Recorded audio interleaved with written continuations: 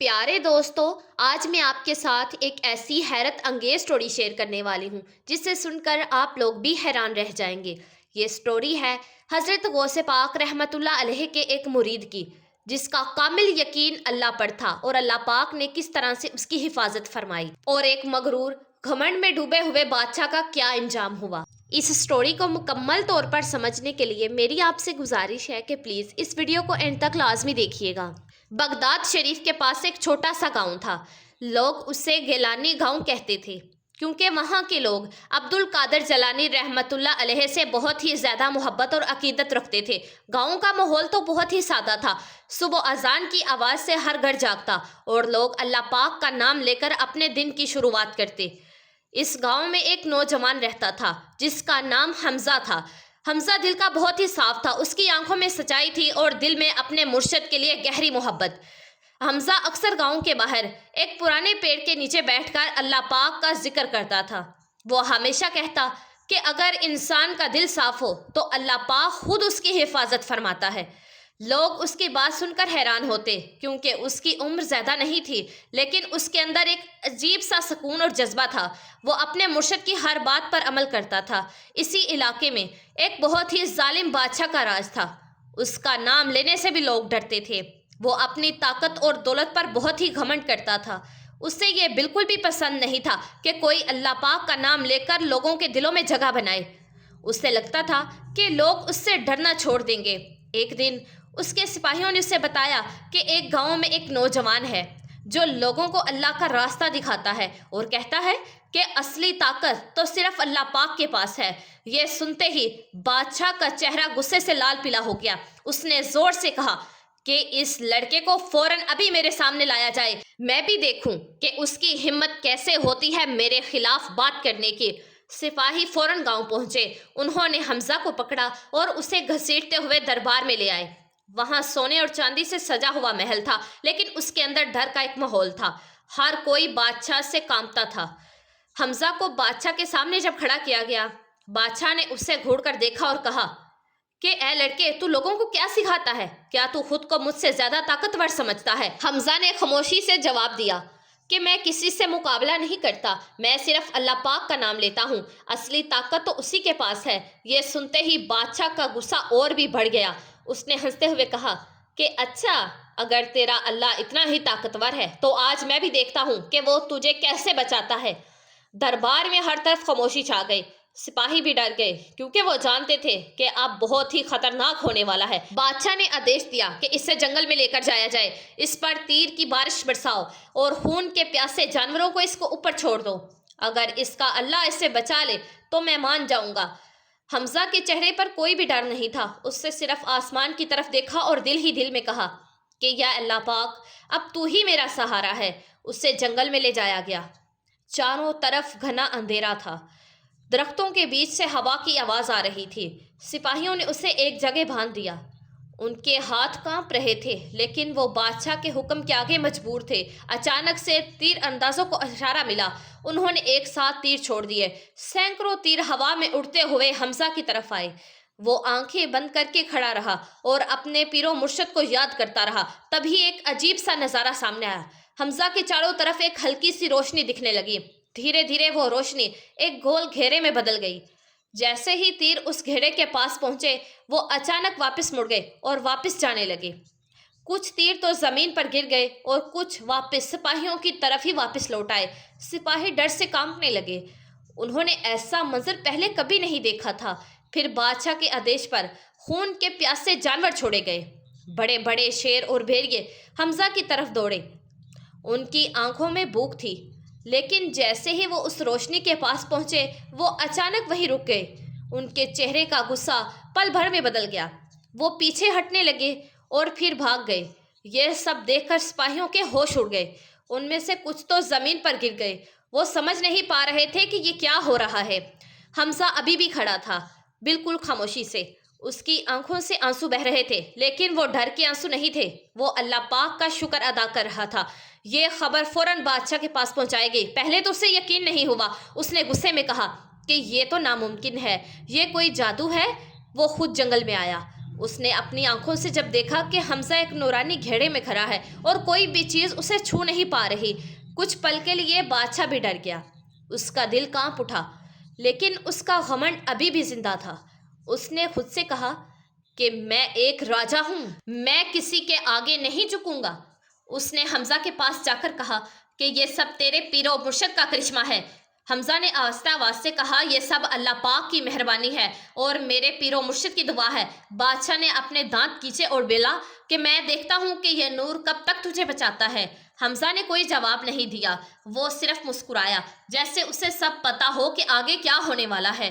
اس دن کے بعد پورے علاقے میں یہ بات پھیل گئی۔ لوگ کہنے لگے کہ ایک سچے مرید کو اللہ پاک نے خود بچایا ہے، لیکن بادشاہ کے دل میں نفرت اور بھی بڑھ گئی۔ وہ ہر رات کو اپنے محل میں اکیلا بیٹھا تھا۔ اسے حمزہ کی مسکراہٹ بار بار نظر آ رہی تھی۔ اسے لگ رہا تھا کہ جیسے اندیکھی طاقت اس کے سامنے کھڑی ہے، لیکن اس نے اپنے دل کو سمجھایا کہ میں ہی سب سے بڑی طاقت ہوں، کوئی بھی مجھے ہرا نہیں سکتا۔ اسے نہیں پتا تھا کہ یہ گھمنڈ ہی اس کی بربادی کی شروعات ہے۔ اس رات کے بعد سے ہی بادشاہ کے دل میں ایک عجیب سی بے چینی بڑھ گئی۔ وہ اپنے محل کے سب سے اونچے کمرے میں بیٹھا تھا، لیکن اسے سکون نہیں مل رہا تھا۔ چاروں طرف سونا چاندی اور ہیرے جواہرات تھے، مگر اس کے دل میں ابھی بھی اندھیرا تھا۔ بار بار اس کی آنکھوں کے سامنے وہی منظر آ جاتا، جنگل، تیروں کی بارش اور ایک نورانی گھیرا جو ہر چیز کو روک رہا تھا۔ جیسے ہی صبح ہوئی مگر بادشاہ کی حالت رات جیسی ہی تھی۔ اس نے آئینے میں خود کو دیکھا تو اسے لگا کہ جیسے اس کا چہرہ پہلے جیسا نہیں رہا، آنکھوں کے نیچے کالے سائے آ گئے تھے۔ اس نے غصے میں آئینہ توڑ دیا۔ وہ زور سے چلایا، میں ایک راجا ہوں، مجھے ڈر نہیں لگتا۔ لیکن اس کے دل کی دھڑکن اسے جھوٹا ثابت کر رہی تھی۔ ادھر حمزہ کو سپاہیوں نے واپس گاؤں کے پاس چھوڑ دیا تھا۔ جیسے ہی وہ گاؤں میں داخل ہوا، لوگ دوڑتے ہوئے اس کے پاس آئے۔ کسی نے اس کے ہاتھ چومے، کسی نے اس کی آنکھوں میں دیکھا۔ سب حیران زدہ تھے کہ وہ زندہ کیسے آ گیا۔ حمزہ نے بس اتنا کہا کہ مجھے نہیں بچایا بلکہ مجھے اللہ پاک نے سنبھالا ہے۔ اس دن کے بعد گاؤں میں اور بھی زیادہ عبادت ہونے لگی۔ لوگ پہلے سے بھی زیادہ اللہ پاک کا نام لینے لگے۔ ہر دل میں ایک ہی امید جاگ گئی۔ لیکن یہ بات بادشاہ کو اور بھی زیادہ بری لگی۔ اسے لگا کہ اس کی طاقت کم ہو رہی ہے۔ اس نے اپنے وزیروں کو بلایا اور کہا کہ اگر یہ لڑکا اب زندہ رہا تو لوگ مجھے بھول جائیں گے۔ مجھے کچھ ایسا کرنا ہوگا کہ اس کا نام ہمیشہ کے لیے ختم ہو جائے۔ ایک وزیر نے ڈرتے ہوئے کہا کہ حضور، جو ہم نے دیکھا وہ کوئی عام بات نہیں تھی، شاید ہمیں رک جانا چاہیے۔ یہ سن کر بادشاہ آگ بگولا ہو گیا۔ اس نے اس وزیر کو ترنت قید میں ڈالنے کا حکم دیا۔ باقی وزیر تو خاموش رہے، اب کوئی بھی سچی بات کہنے کی ہمت نہیں کر رہا تھا۔ بادشاہ نے ایک نیا پلان بنایا۔ اس نے سوچا کہ اگر تیر اور جانور اسے نہیں مار سکے تو میں اسے دھیرے دھیرے ختم کروں گا۔ اس نے گپت روپ سے کچھ جادوگروں اور حکیموں کو بلایا۔ ان سے کہا گیا کہ ایسا زہر تیار کرو جو دھیرے دھیرے اثر کرے اور کسی کو پتہ بھی نہ چلے۔ ادھر حمزہ اپنے مرشد پیر عبد القادر جیلانی رحمۃ اللہ علیہ کی یاد میں ڈوبا رہتا تھا۔ وہ اکثر کہتا کہ مرشد کی دعا انسان کو ہر مصیبت سے بچا لیتی ہے۔ اس کے چہرے پر ہمیشہ سکون رہتا تھا۔ ایک دن گاؤں میں ایک اجنبی آیا۔ وہ بہت ہی میٹھی میٹھی باتیں کر رہا تھا۔ اس نے کہا کہ میں بہت دور سے آیا ہوں، میں نے سنا ہے یہاں ایک نیک انسان رہتا ہے، میں اس سے ملنا چاہتا ہوں۔ لوگ اسے حمزہ کے پاس لے کر گئے۔ اس آدمی نے حمزہ کو سلام کیا اور اسے ایک پیالہ دیا۔ اس نے کہا کہ یہ خاص شربت ہے، میں نے آپ کے لیے تیار کیا ہے۔ حمزہ نے اس کی آنکھوں میں دیکھا۔ کچھ پل کے لیے تو وہ خاموش رہا، پھر اس نے مسکرا کر کہا کہ اگر یہ اللہ پاک کی مرضی ہے تو میں اسے پیوں گا۔ اس نے بنا کسی ڈر کے وہ شربت پی لیا۔ اجنبی کے چہرے پر ایک ہلکی سی مسکان آئی۔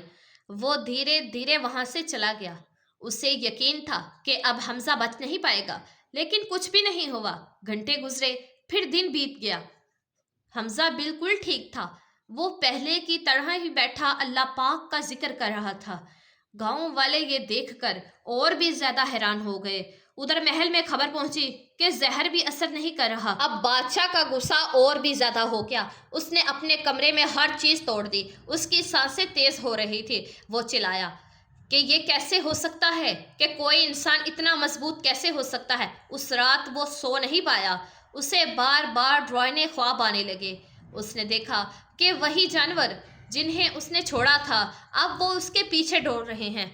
وہ بھاگ رہا ہے لیکن اس کے پیر بھاری ہو گئے ہیں۔ اچانک اس کی آنکھیں کھل گئی۔ وہ پسینے سے بھیگا ہوا تھا۔ دھیرے دھیرے اس کے شریر میں عجیب سا درد شروع ہو گیا۔ پہلے ہلکا سا درد تھا، پھر وہ بڑھتا گیا۔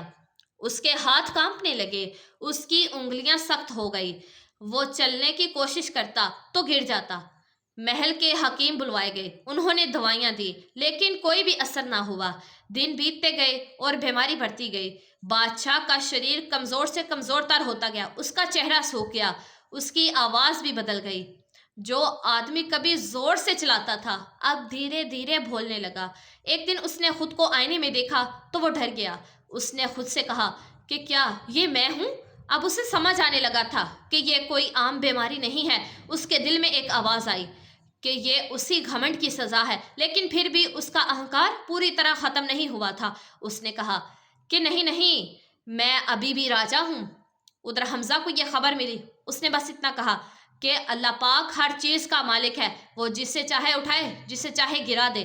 گاؤں میں لوگ اس بات کو سن کر اور بھی زیادہ اللہ پاک کی طرف جھکنے لگے۔ محل میں اب سناٹا چھانے لگا۔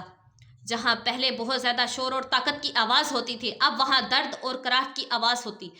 بادشاہ اپنے بستر پر پڑا تھا، اس کی آنکھوں میں اب ڈر صاف نظر آ رہا تھا۔ اسے ہر پل ایسا لگتا کہ جیسے کوئی اندیکھی طاقت اسے گھیر رہی ہے، لیکن اس کی کہانی ابھی ختم نہیں ہوئی تھی۔ محل کے اس اندھیرے کمرے میں بادشاہ بستر پر پڑا ہوا تھا۔ اس کے شریر میں اب پہلے سے بھی زیادہ درد تھا، ہر سانس بھاری لگتی تھی۔ کبھی اس کے ہاتھ سن ہو جاتے، کبھی پیروں میں جان ہی نہیں رہتی۔ جو آدمی کبھی تلوار اٹھا کر 100 سپاہیوں کو حکم دیتا تھا اب پانی کا گلاس بھی خود نہیں اٹھا پا رہا تھا۔ اس کی آنکھیں جت کو گھور رہی تھی لیکن اسے صرف چھت نہیں دکھ رہی تھی، اسے عجیب عجیب سائے نظر آ رہے تھے۔ کبھی اسے لگتا کہ کوئی اس کے پاس کھڑا ہے، کبھی اسے لگتا کہ کوئی اس کا نام لے کر بلا رہا ہے۔ وہ ڈر کے مارے کانپ اٹھتا۔ ایک رات اس کی حالت اور بھی زیادہ خراب ہو گئی۔ ہوا بہت تیز چل رہی تھی، محل کے دروازے اپنے آپ ہل رہے تھے، دیے کی لو کانپ رہی تھی۔ بادشاہ کو لگا کہ جیسے وہی جنگل پھر اس کے سامنے آ گیا ہے۔ اس نے جب دیکھا کہ اندھیرے سے وہی خون کے پیاسے جانور نکل رہے ہیں جنہیں اس نے حمزہ پر چھوڑا تھا۔ ان کی آنکھیں چمک رہی تھی، ان کے منہ سے خون ٹپک رہا تھا۔ وہ دھیرے دھیرے اس کی طرف بڑھ رہے تھے۔ بادشاہ ڈر کے مارے چلایا، کوئی ہے، مجھے بچاؤ، لیکن کوئی نہیں آیا۔ جانور اس کے اور قریب آ گئے۔ وہ بستر پر پیچھے ہٹنے کی کوشش کرنے لگا لیکن اس کا شریر ساتھ نہیں دے رہا تھا، وہ صرف کانپ رہا تھا۔ اچانک اس نے آنکھیں بند کر لی اور زور سے چلایا کہ میں راجا ہوں، مجھے کچھ نہیں ہو سکتا۔ لیکن جیسے ہی اس نے آنکھیں کھولی وہ منظر آنکھوں سے سامنے سے غائب ہو چکا تھا۔ کمرے میں پھر سے سناٹا تھا، اس کی سانسیں تیز چل رہی تھی، پسینہ اس کے ماتھے سے بہہ رہا تھا۔ اب اسے سمجھ میں آنے لگا کہ یہ سب کوئی سدھارن بات نہیں ہے۔ اگلے ہی دن اس نے اپنے سب سے بھروسے مند وزیر کو بلایا۔ اس کی آواز کمزور تھی۔ اس نے دھیرے سے کہا کہ مجھے سچ بتاؤ، کیا یہ سب اس لڑکے کی وجہ سے ہو رہا ہے؟ وزیر کچھ پل تو چپ رہا، پھر اس نے ڈرتے ہوئے کہا کہ حضور، شاید یہ اللہ پاک کا اشارہ ہے۔ آپ نے ایک نیک انسان کو تکلیف دی، شاید اب وقت ہے کہ آپ توبہ کر لیں۔ یہ سنتے ہی بادشاہ کا چہرہ بدل گیا۔ کچھ پل کے لیے اس کی آنکھوں میں پچھتاوا دکھا لیکن اگلے ہی پل اس کا اہنکار پھر جاگ اٹھا۔ اس نے غصے سے کہا کہ میں کسی کے آگے نہیں جھکوں گا، چاہے کچھ بھی ہو جائے۔ وزیر چپ ہو گیا۔ اسے سمجھ آ گیا تھا کہ اب اس آدمی کو کوئی نہیں بچا سکتا۔ دن یوں ہی گزرتے گئے، بیماری اب اور بھی زیادہ خطرناک ہو گئی۔ بادشاہ کے پورے جسم پر زخم ہو گئے، اب ان زخموں سے بدبو آنے لگی۔ حکیموں نے بہت کوشش کی لیکن کوئی بھی علاج کام نہیں کر رہا تھا۔ محل کے لوگ بھی اب اس سے دور دور رہنے لگے۔ جو لوگ پہلے اس کے ایک اشارے پر دوڑتے تھے اب اس کے کمرے کے پاس بھی آنے سے ڈرتے تھے۔ ایک دن بادشاہ نے آئینے میں جب خود کو دیکھا تو اس کا چہرہ پہچان میں نہیں آ رہا تھا۔ آنکھیں دس گئی تھی، ہونٹ سوکھ گئے تھے، توجہ کالی پڑ گئی تھی اور وہ خود کو دیکھ کر رو پڑا۔ اس نے دھیمی سی آواز میں کہا، کیا یہی میرا انجام ہے؟ اسے حمزہ کی بات یاد آئی کہ اصلی طاقت صرف اللہ کے پاس ہے۔ اس کے دل میں ایک عجیب سا درد اٹھا۔ پہلی بار اسے اپنی غلطیوں کا احساس ہونے لگا، لیکن یہ احساس بہت دیر سے آیا تھا۔ ادھر حمزہ اپنے گاؤں میں بیٹھا، وہ اللہ پاک کا ذکر کر رہا تھا۔ اس کی آنکھوں میں ایک سکون سا تھا۔ اسے سب پتہ چل رہا تھا کہ بادشاہ اب کس حالت میں ہے۔ ایک آدمی دوڑتا ہوا اس کے پاس آیا، اس سے کہا کہ حمزہ، بادشاہ مرنے والا ہے، اس کی حالت بہت ہی خراب ہے۔ حمزہ نے آنکھیں بند کر لی۔ کچھ پل تو وہ چپ رہا، پھر اس نے کہا کہ ہر انسان کو اپنے کرموں کا حساب دینا ہوتا ہے۔ گاؤں کے لوگ حمزہ کی بات سن کر سوچ میں پڑ گئے۔ تب سب گاؤں والوں نے مل کر کہا کہ جی ہاں، آپ بالکل درست فرما رہے ہیں، بے شک اللہ جو کرتا ہے بہتر کرتا ہے، اللہ بے نیاز ہے۔ جی تو میرے پیارے دوستوں، میں امید کرتی ہوں کہ یہ ویڈیو آپ لوگوں کو ضرور پسند آئے گی۔ اس کو آگے شیئر لازمی کیجیے گا، اور اگر آپ نیمرا وائس سٹوریز چینل پر نئے ہیں تو پلیز ہمارے اس چینل کو سبسکرائب کر دیجیے گا، ویڈیو کو لائک کر دیجیے گا اور بیل آئیکن کے بٹن کو پریس کر دیجیے گا۔ دعاؤں میں مجھے یاد رکھیے گا اور اپنا ڈھیر سارا خیال رکھیے گا۔ جزاک اللہ۔